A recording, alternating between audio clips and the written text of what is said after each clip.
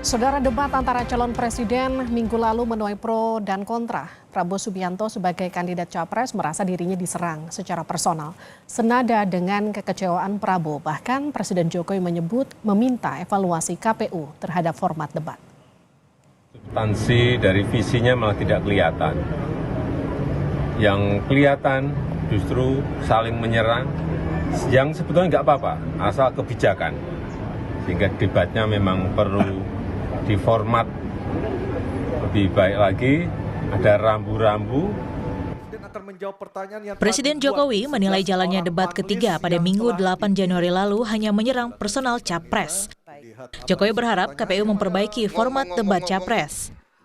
Mirip seperti nada kecewa, Presiden Jokowi sebelumnya Prabowo Subianto, capres nomor urut 2, mengaku kecewa dengan jalannya debat ketiga.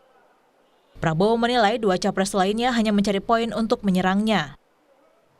Kecewa dengan kualitas, terutama narasi yang disampaikan oleh paslon-paslon yang lain. Menurut saya mereka pertama datanya banyak yang salah, keliru. Kedua, masalah pertahanan ini mau dipakai sebagai bahan mencari poin politik yang menurut saya untuk sebuah negara, untuk negarawan tidak boleh. Pertahanan adalah sakral, dan tadi kalau tidak salah ada paslon yang mengatakan untuk pertahanan tidak ada rahasia. Saya kira ini sangat lucu, ini sangat tidak pantas bagi seorang pemimpin. Calon Presiden nomor urut 1 Anies Baswedan bicara soal Jokowi yang mengomentari serangan personal di debat Pilpres ketiga. Anies menyatakan terkejut bahwa Presiden turut berkomentar soal jalannya debat. Anies mengklaim debat berkaitan sama kebijakan dan tak menyerang personal. Jadi malah saya agak terkejut kok Pak Presiden ikut komentar soal debat ya. Jadi saya rasanya nggak mau komentar terlalu banyak dah, biar publik aja nanti yang menilai.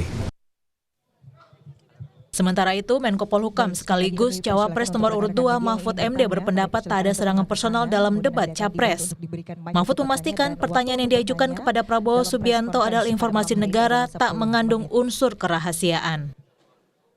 Ya mungkin, kalau penilaian Presiden, kalau saya sih enggak. Misalnya rahasia negara, apa rahasia negara yang harus dibongkar? Enggak ada kan rahasia negara yang dirahasiakan. Kalau rahasia negara itu misalnya intelijen, strategi penyerangan, peta ini. Kalau bicara soal anggaran, kok anggarannya segitu, gitu. Kok situasi anunya begitu, kan itu bukan rahasia. Nggak ada yang kemarin yang harus dirahasiakan dari pertanyaan itu.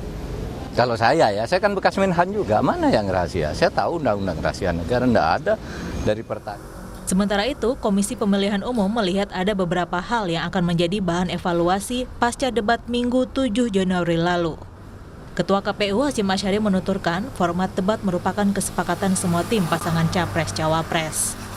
Jadi sepenuhnya masyarakat atau rakyat pemilih yang akan menentukan ini berkualitas atau tidak, kemudian mengedukasi atau tidak, jawaban atau pertanyaan sesuai dengan tema atau tidak, itu masyarakat pemilih sepenuhnya. Kan model atau bentuk debatnya sudah disepakati, ada 6 segmen, jadi memang modelnya seperti itu. 4 dan 5 pun akan begitu, debat keempat dan kelima pun akan begitu. Jelang pemilihan Presiden 14 Februari mendatang masih ada 2 kali debat lagi. Debat keempat dijadwalkan menjadi debat kedua antar Cawapres, dan debat kelima menjadi debat pemungkas calon presiden.